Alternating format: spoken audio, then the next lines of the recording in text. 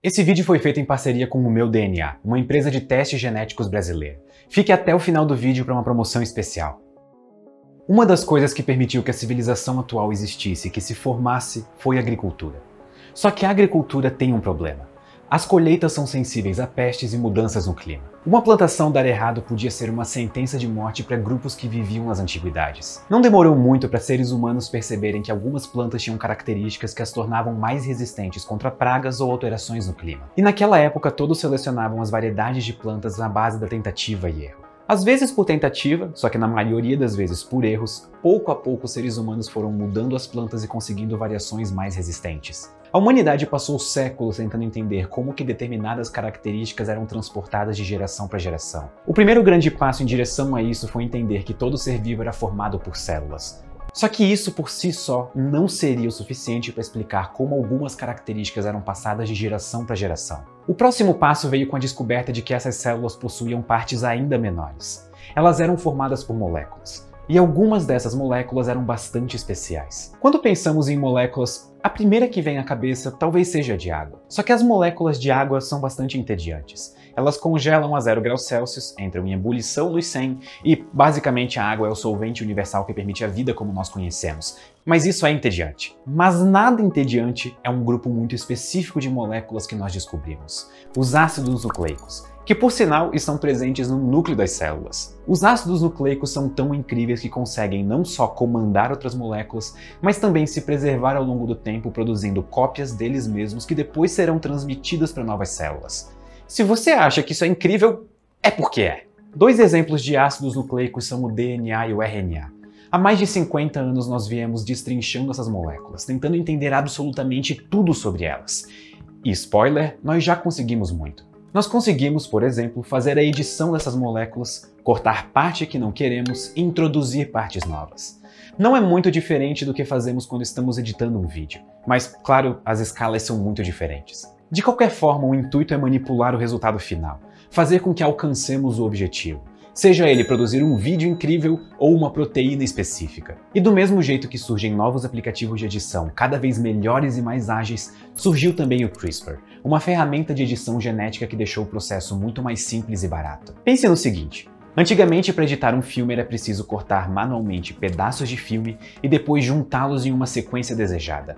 Essa analogia é perfeita para o que fazíamos com fitas de DNA. Só que o CRISPR está para edição genética, assim como os aplicativos da Adobe estão para edição de vídeos.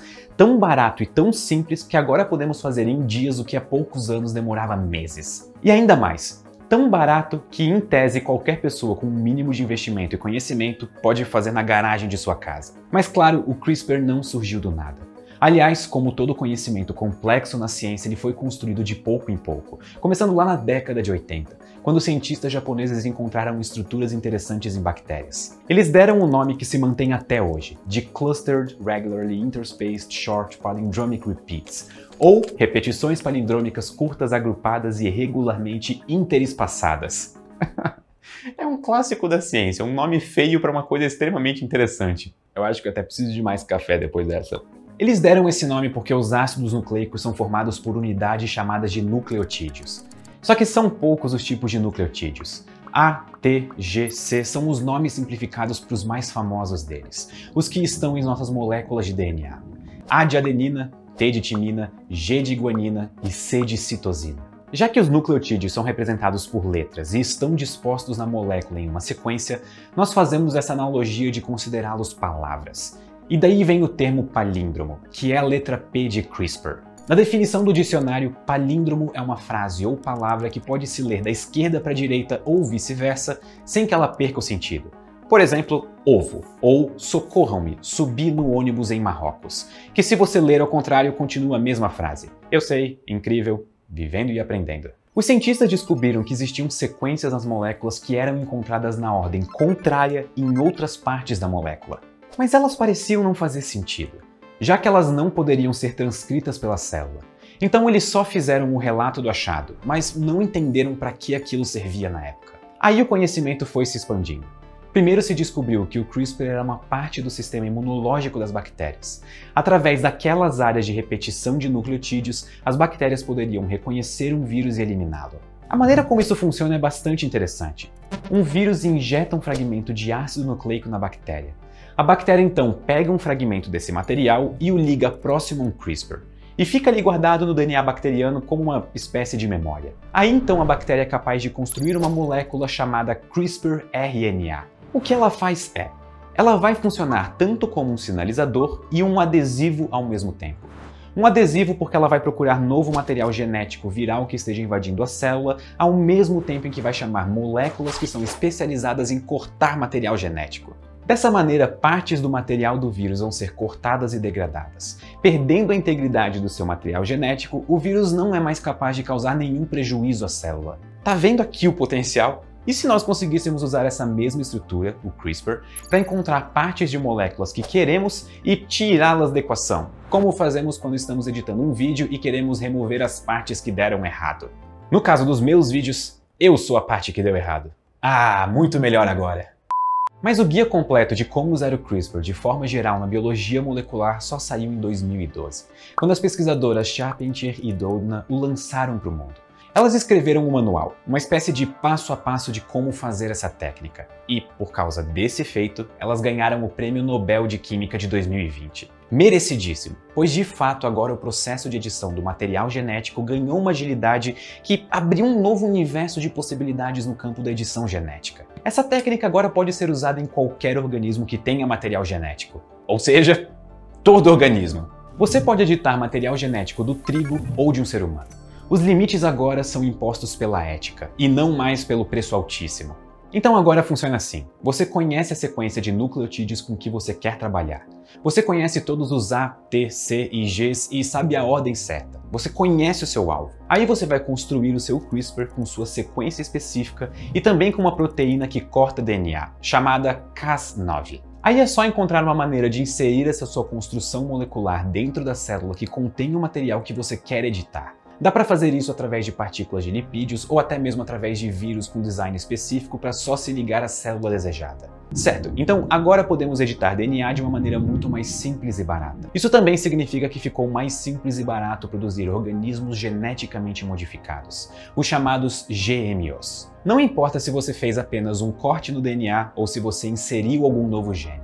O fato é que você pode produzir em dias o que poderia demorar gerações para acontecer aleatoriamente no tempo. E o tempo é um ótimo seletor. Se as mudanças são boas para a espécie, elas se mantêm pelas gerações de uma maneira mais eficiente. Se não são, o tempo se encarrega de eliminá-las.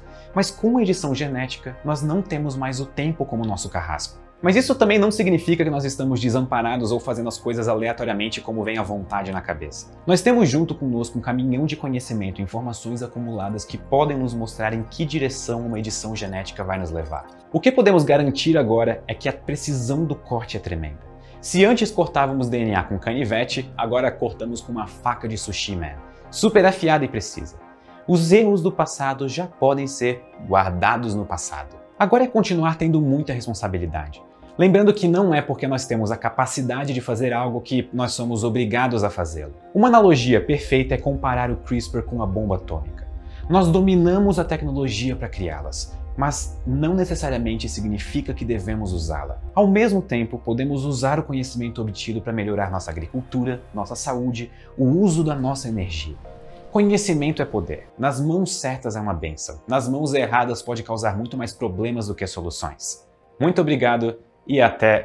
Espera que eu tenho mais uma coisa para falar antes de terminar o vídeo. Eu gostaria de jogar aqui no ar uma pergunta.